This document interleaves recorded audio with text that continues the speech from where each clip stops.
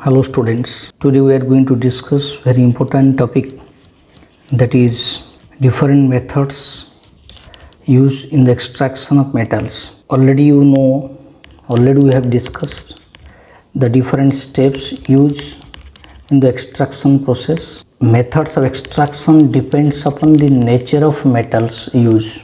Here we will discuss this thing, that the extraction process of different metals is divided into three parts, that according to the reactivity, that is the metals of high reactivity, this is the moderate reactivity, metals of moderate reactivity, and this is the low reactivity. So on the basis of reactivity, metals are three types. So the procedure also divided into three methods. So metals of high reactivity like your sodium, potassium, aluminium, magnesium, these type of metals can be purified, can be extracted mainly by electrolytic method, by electrolysis. Then after electrolysis, then it will be refined. This is the important methods for the extraction of highly reactive metals. Mainly electrolysis is the main method in the extraction process. Then for moderate reactivity generally transition metal. In case of transition metal, zinc, your iron, chromium, like this, nickel, these moderate reactivity metals, these metals can be extracted from its ore. First method is, that is, if it is a carbonate ore, then calcination process will be used. If it is a sulfide ore, then roasting method will be used. Already we have discussed calcination and roasting, these two methods used to convert ore into oxides. Then after getting oxides, then it will be reduced by carbon reduction or electrolytic reductions or hydrometallurgy. These methods used. Then finally it will be refined. Then metal will be undergo purification. Then third method, that is metals of low reactivity, like that is your copper, that silver and gold, like this low reactivity metals. If it is sulfide ore, then we have to use that fourth protection process. Then it will undergo rusting, which convert sulfide to oxides, then refining. So this method will be used. So on the basis of reactivity, the extraction process is divided into three parts: highly reactivity metals, moderate reactivity metals, and very low reactivity metals. On this basis, the specific method is used. And today we will discuss mainly extraction of iron from its ore. Extraction of iron from its ore. If it is an oxide ore, then directly we can use the extraction. If it is sulfide or carbonate, like this, so the methods generally, first is your concentration method, then second will be your calcination or roasting method will be used. Then after that, reduction, that is reduction. After reduction, then purification, like this. So this method will be used. But now we will discuss how the iron is extracted from its oxide ores. Oxides generally hematite or bauxites. Two types of oxides generally used, that is either hematite Fe2O3 or magnetite Fe3O4. These two types of oxide ore generally used for iron in the extraction process. So how the iron will be extracted? Generally the extraction process is carried out in a chamber called blast furnace. This is called blast furnace. Blast furnace is made of a steel container where the inner wall is made of fire bricks, very high melting bricks use in the inner wall, and the outer wall is made of steel. The outer wall is made of steel, but inner wall, this is the bricks. This is your bricks. This is the main two things. Then if you see the furnace here, the lower part for passing hot air, it is kept, the lower part is kept open for passing hot air, and the upper part, this one, this is for hot air, and this is for escaping the exhaust, for exhausting gases like carbon monoxide and carbon dioxide gas from the chamber. To remove the carbon monoxide and carbon dioxide gas, then one side will be kept open for exhaustion of the gases. Then how the extraction process takes place, how it is carried out. Mainly what happens, a mixture of, for extraction of iron from its oxide ore, then mixture of ore, limestone and coke, these three components are mixed in the ratio.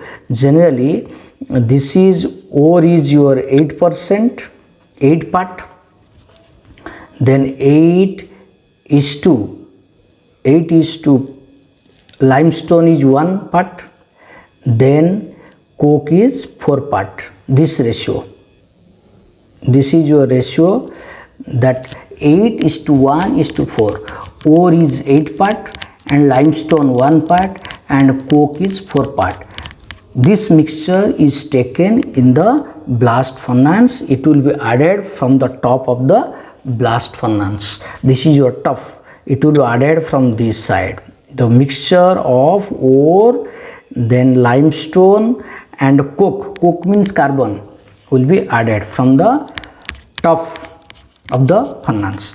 Then from the bottom here, hot air including oxygen is allowed to pass from the bottom.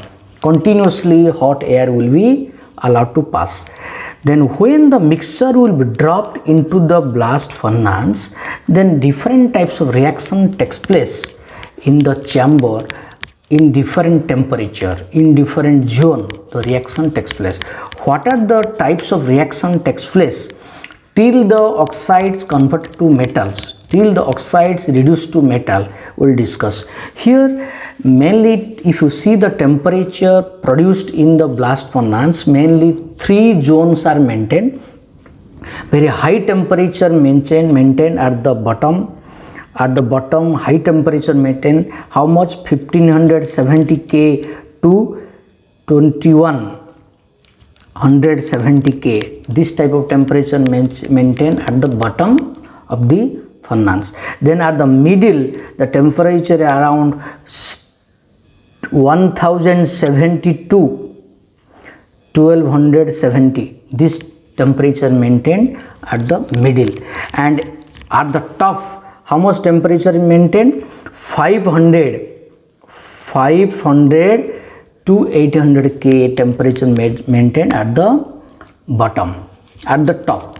So at the top 500 to 800 K, at the middle 1072 1270 K, at the bottom 1572 2170 K temperature, in very high temperature is maintained in the blast furnace.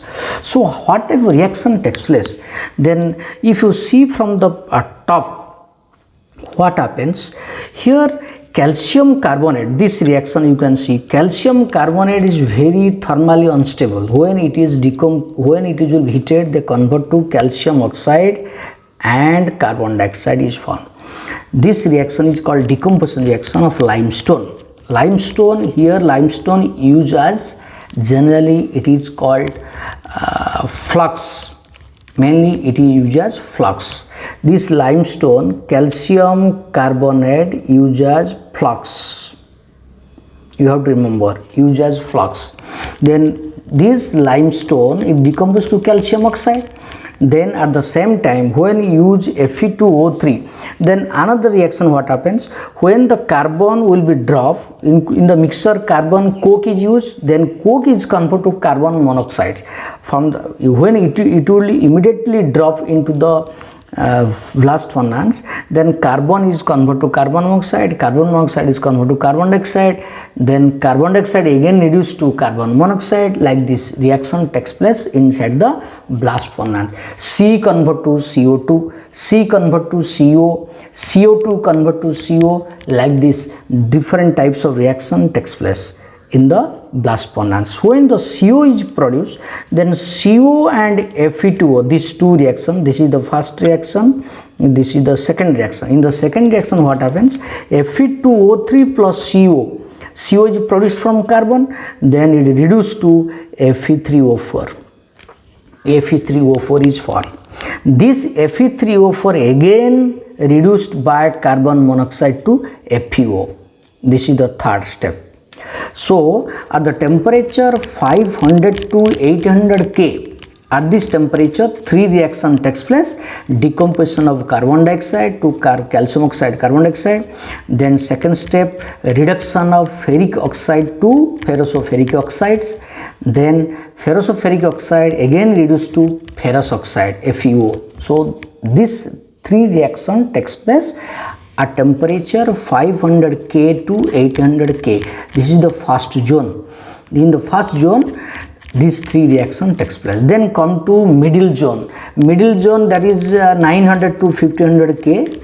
Already have around 1000 900 to 1500 K. Whatever reaction takes place, this FeO produce at the top, at the top.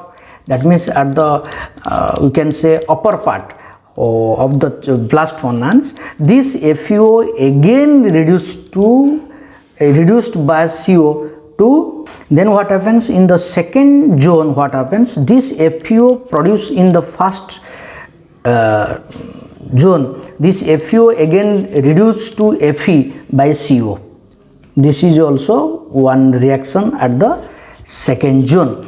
Then the C and CO2, here what happens, C reduced to CO2 CO. This is the also second reaction. C reduces CO2 CO, because CO is also one important reducing agent like your carbon.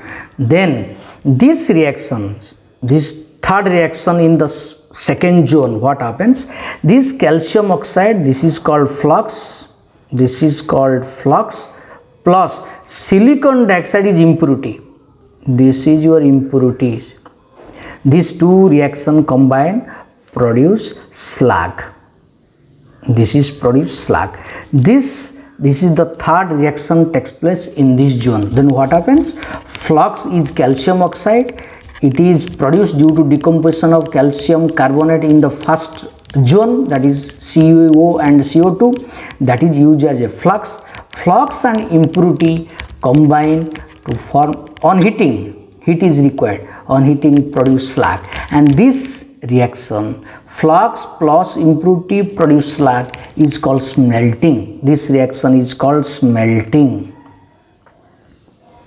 This is called smelting, and this smelting process takes place around second zone, that is 900 to 1500 K.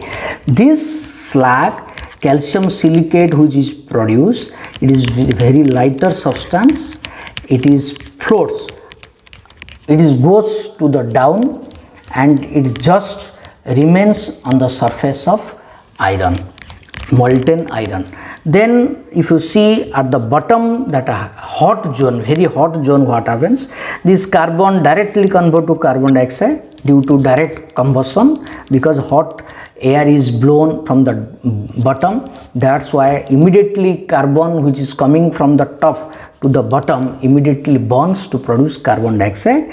This carbon dioxide is produced, and the carbon and FeO again reduced to FeO to Fe. in the hot zone also. So Fe is produced in 2-3 steps.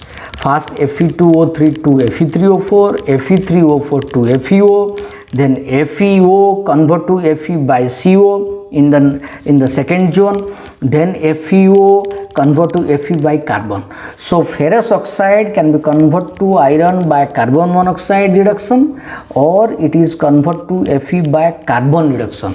So carbon reduction takes place at a hot zone, but carbon monoxide reduces FeO at the lower temperature. So on the basis, already we have discussed in the last class, carbon monoxide used as reducing agent, best reducing agent at lower temperature, but carbon acts as a reducing agent at higher temperature. So FeO convert to Fe by C or by CO, but only difference is temperature. So ultimately we are getting the iron, but iron is obtained in the blast furnace in molten form. This is molten iron. This is the molten iron, Fe. This is Fe in liquid form. This Fe produced at the remains on the bottom of the blast furnace, and over the molten iron, the slag produced, that is calcium silicate. This molten slag, this is your calcium silicate. This in a liquid form. This calcium silicate produced, and due to low density it is lighter than iron. It is covering the molten iron, so that molten iron is not oxidized by hot air produced from the hot zone, because it due to the covering of slag of calcium silicate, it protects the oxidation of iron to iron oxide. So ultimately we are getting liquid iron. It will be collected in from the bottom in another content, but this molten iron will be collected, then it will be cooled, then convert to solid iron. This molten iron is collected, it can be converted into 3 types of iron. If you see, that we will discuss now, that is types of iron produced in the metallurgy of that inside the blast furnace. What type of iron is produced? Here first type of iron, that is called pig iron. Pig iron mainly it contains 4% carbon. This is very important. You have to remember the percentage of carbon in the particular iron, so that it is sometimes question is asking in your entrance examination. So pig iron contain 4% carbon, and also some impurity like sulfur, phosphorus and silicon, manganese also it contain. Then second part, that is second type of iron, that is cast iron, and cast iron is very hard, extremely hard in compared to pig iron. Cast iron is hard. That is how much? No doubt pig iron also hard, but cast iron also extremely hard. It contains 3% carbon. 3% carbon is present in cast iron, and that cast iron cannot be welded and brittle also, very hard cast iron. Then, but a pig iron is maybe brittle, but your cast iron cannot be brittle, and it cannot be molded also, cannot be molded. Then third type of iron, that is called steel. Steel contains 0.1 to 1.5% carbon. You have to remember the percentage of carbon in different types of iron. 0.1 to 1.5% carbon. Carbon content is very less in steel. And we can say steel also one part of that alloy of also iron. Then wrought iron. Wrought iron, mainly this is the fourth type of iron, that is contain very low percentage of carbon, 0.2 to how much? 0.5.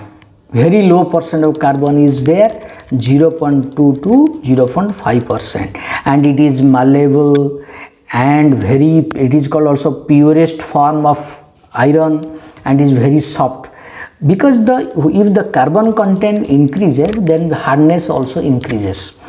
And here, as the iron carbon content is very less, so it is very soft, and also it is called purest form of carbon. And this wrought iron can be prepared from pig iron, cast iron, or from steel by oxidizing the impurities of cast iron by mixing with hematite. When hematite will be added to the cast iron and pig iron, when it will heated, then the percentage of carbon will be reduced. That is become wrought iron. Wrought iron can be manufactured from pig iron, cast iron by mixing hematite ore in the pig iron and cast iron, so that the iron percentage increases and carbon percentage decreases. So this is about the different types of iron. Then very important thing is, what are the alloys can be produced from the iron. Alloy, mainly different types of alloy. We know alloy is the homogeneous composition of, it is the mixture of what? Different kinds of metals and non-metals also. Generally alloy is also not homogeneous, alloy is heterogeneous because it is a colloidal solution, we can say. Already we have read in surface chemistry. So what are the different types of alloys of iron? First one is stainless steel. Already you know the term, already you have heard this one, stainless steel, because it is mainly contain iron, carbon and nickel. This one, iron, carbon, nickel and chromium. Iron, carbon, nickel and chromium mainly contain stainless steel, and the iron content is maximum, and it is used in surgical instrument because it cannot be easily rusted. Stainless steel is not easily rusted, that's why it is used in surgical instrument. Mixture of iron, nickel, chromium and carbon. This is called stainless steel. You have to remember, nickel, chromium, main composition of stainless steel. Iron is already main composition. Then second is your nickel steel. Nickel steel is made of nickel and iron. So iron and nickel, this is the mixture of iron and nickel. And you have to use utensil, drilling instrument, utensil and drilling instruments for manufacturing. Then third type of alloy, that is alnico. Alnico that is iron, nickel, Al that is aluminium, and Ni means nickel, then Co means cobalt. So that's why it is alnico, mainly contains aluminium, nickel, cobalt, and iron is the main composition. That is mainly made to prepare to manufacture magnets, different types of magnets, alnico. Invar steel also made of iron, nickel and carbon, mainly nickel. Invar means nickel, iron, nickel, carbon. So it is making pendulum that it is made of invar steel. Then fifth one is, that is nichrome. Nichrome is same, iron, nickel and chromium. Nichrome, nickel and chromium, then iron. So this is and is mainly heating coils. Different types of heater coil is made of nichrome because high resistance, high melting point, iron, nickel and chromium. This is also steel, already we have discussed, it mainly carbon and iron. Already we have discussed steel content, how much percentage of iron in steel? 0.1 to 1.5%. Mainly content, carbon content 0.1 to how much? 1.5% carbon. Which one? Steel. And it is mainly used making pipes, nail, seats, cutting tools, like this it is used. So these are the different types of alloys of iron and their uses. So you practice and prepare notes, and complete notes you prepare, and if any doubt you have, you can send your doubts and question in the comment box. And please, if you like the videos, please share the video to your friends and relatives, and don't forget to subscribe the channel. I hope you will be benefited by watching this video. Thank you all.